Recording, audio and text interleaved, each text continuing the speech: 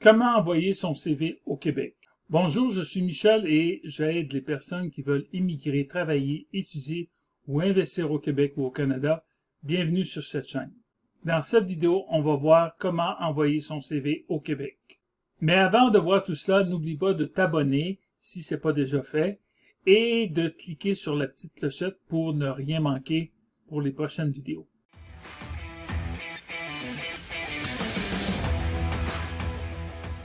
Je sais que des fois, quand tu veux envoyer ton CV, tu sais pas trop comment t'y prendre et par où commencer. Dans cette vidéo, je vais te montrer comment faire cela.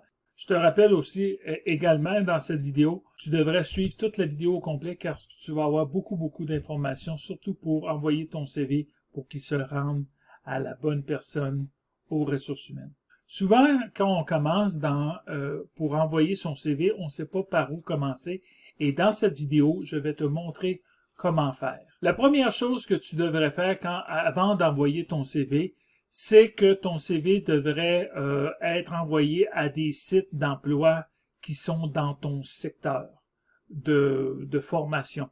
Exemple, si tu es en technologie, tu devrais regarder des secteurs qui sont en technologie. Si tu es dans le domaine de la santé, dans le domaine de l'administration, de la gestion. Donc, il y a certains sites qui sont différents et qui s'adressent à des populations différentes comme telles. Donc, au Québec, il y a différents sites pour différents secteurs et sur ces sites-là, il y en a plusieurs que tu devrais connaître déjà, comme Job Illico ou comme Indeed, évidemment, qui est connu à travers le monde. Mais il y a des sites, des fois, au Québec qui sont plus spécialisés sur certains secteurs. Et j'en parle, entre autres, dans ma formation sur comment immigrer et se trouver un emploi au Québec sans s'arracher les cheveux. Mais ce que je veux te dire, tu devrais pouvoir commencer à trouver, à identifier des sites qui sont en relation avec ton domaine dans lequel tu veux envoyer et tu vas avoir beaucoup plus de chances pour beaucoup plus d'emplois parce que tu vas pouvoir trouver les offres d'emploi et faire en sorte que ton CV va avoir plus de chances si évidemment tu le fais comme il faut. Et ça, j'en ai parlé dans d'autres vidéos avant celle-là. La deuxième chose qui est vraiment importante que tu dois savoir, c'est que tu devrais adapter ton CV au modèle québécois ou canadien, peu importe. Mais disons qu'il faut que tu aies un modèle de CV qui s'adapte facilement aux standards canadiens. Parce que, et j'en parle dans une des vidéos, comment faire un CV québécois et tu peux t'en inspirer comme tel. Je l'explique de façon en profondeur et tu vas voir que si tu as fait un CV dans ton pays et fort probablement qu'il ne ressemblera pas au CV qui est demandé au Québec, fort probablement ton CV sera mis à la poubelle comme tel ou on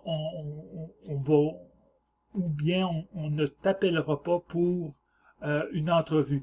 Tout simplement parce que ton CV est soit non conforme à ce que les personnes recherchent, soit parce que les informations ne sont pas intéressantes ou ne sont pas, je pourrais dire, pertinentes pour la personne qui veut t'embaucher. Parce que si on fait un petit résumé, tu dois avoir formation, tes diplômes, ton expérience et tes compétences doivent être toujours en relation avec le poste que tu recherches. Ton diplôme qui est dans ton pays doit avoir une équivalence avec les diplômes québécois. Donc, tu vas sur Québec, sur les études comparatives et tu fais faire une étude comparative de ton diplôme pour savoir quel genre de diplôme et à quoi il est équivalent au niveau québécois. La deuxième chose, tu dois adapter ton expérience et tes responsabilités que tu avais pour que ça soit assez, je pourrais dire, marketing et ce soit toujours en relation avec le poste que tu recherches, dans le sens qu'il Il faut que tes responsabilités, que tu les aies vraiment faites, mais aussi il faut que ce soit aussi en relation avec le poste avec lequel que tu cibles. Donc, faire en sorte que tes tâches ou tes responsabilités soient vraiment qui matchent vraiment bien avec le poste concerné et le titre du poste aussi comme tel. Et tes compétences et tes expériences, tes compétences surtout, soient aussi en relation avec le poste ciblé. Donc, si ton CV ne correspond pas au poste ciblé comme tel ou toutes les informations que je viens de te dire ne sont pas en relation avec le poste ciblé, fort probablement que ton CV ne sera pas retenu, tout simplement parce que tu n'as pas fait ce travail-là. Et l'important, c'est de faire ce travail-là. Oui, je sais que c'est long au départ, mais il faut que tu le fasses. Et chaque CV doit être pour chaque poste. Troisième point que je veux te parler, c'est comment envoyer son CV. Il y a 4 façons d'envoyer son CV. La première chose, c'est de l'envoyer sur Indeed ou sur les sites comme Job Illico ou Monster ou différents sites comme tel. Donc, de l'envoyer pour des postes sur ce genre de site-là. La deuxième façon d'envoyer ton CV, c'est de l'envoyer sur le site de l'entreprise qui recherche quelqu'un, qui recherche une personne pour pouvoir combler ce poste-là. Donc, envoie-le à l'entreprise directement sur son site Internet. La troisième façon de l'envoyer, c'est dans les candidatures spontanées. Sur le site de l'entreprise, tu peux envoyer ton CV sur candidature spontanée et tu vas avoir aussi cette troisième façon-là. Et la quatrième façon, c'est de l'envoyer à la personne responsable du poste comme tel et tu devrais être en mesure de le trouver si sur le site de l'entreprise, tu devrais être en mesure de trouver la personne qui est responsable et tu lui envoies directement à son email. Donc, voilà les 4 façons d'envoyer ton CV. Et normalement, si ton CV est accrocheur, tu l'as bien fait, comme je viens de te le mentionner, et tu l'envoies de ces 4 façons-là, normalement, on devrait pouvoir te rejoindre facilement. Le quatrième point que tu devrais connaître vraiment à fond, c'est de connaître la loi sur l'immigration. Parce qu'il faut que tu te dises que si tu es un immigrant et tu veux immigrer au Québec ou au Canada, c'est la même chose.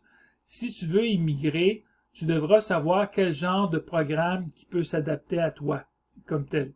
Si tu ne le sais pas, en envoyant ton CV, c'est pas la personne aux ressources humaines qui va te le dire, qui va t'en informer.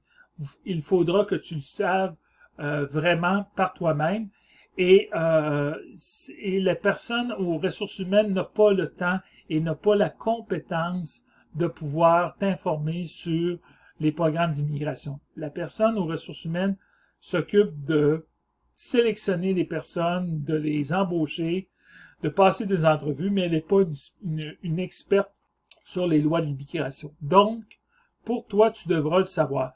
Et la meilleure façon de savoir, c'est soit de t'informer sur le site ou tu peux aussi acheter ma formation Comment immigrer et se trouver un emploi au Québec sans s'arracher les cheveux. Et tu vas avoir toute l'information car je l'ai toute mis pour quelqu'un qui veut immigrer et se trouver un emploi. Et la partie immigration fait partie de cette formation-là et c'est très important de savoir quelle loi sur l'immigration s'applique dans ton cas. Le cinquième point que tu devrais vraiment appliquer, c'est d'envoyer un CV par poste. Et ne fais pas l'erreur de faire un CV général pour tous les postes, parce que de cette façon-là, tu viens de commettre une erreur et fort probablement ton CV ne sera jamais retenu parce que chaque poste a ses spécificités et toi, si tu as fait un CV général, il ne pourra pas répondre à tous les critères de chaque poste. Donc, il faut que tu fasses absolument un CV pour chaque poste et que tu le fasses au complet. Je sais que c'est excessivement long, sauf que au bout de la ligne, t'es mieux de faire d'appliquer sur moins de postuler sur moins de postes, mais que chaque poste, avec chaque CV que tu as fait, réponde parfaitement avec le poste et tu vas avoir beaucoup plus de chances de cette façon de te faire embaucher. Si tu veux en connaître plus sur comment envoyer ton CV, je t'invite à acheter ma formation Comment immigrer et se trouver un emploi au Québec sans s'arracher les cheveux et tu vas avoir toute l'information pour pouvoir te permettre de pouvoir immigrer ou de te trouver un emploi au Québec.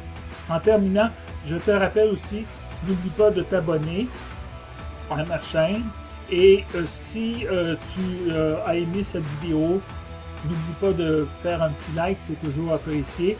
Et si tu veux si tu veux poser d'autres questions, ou tu peux venir aussi sur mon site commentinvestirauquebec.com et venir sur mon forum et poser des questions en français ou en anglais.